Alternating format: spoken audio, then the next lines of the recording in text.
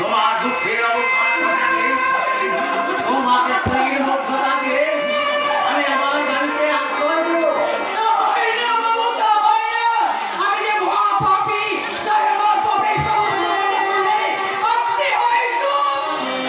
জানতে চাই না, কোনো কিছু শুনতেও চাই না। আমি শুধু এইটুকু জানি তুমি এক সপ্তাহ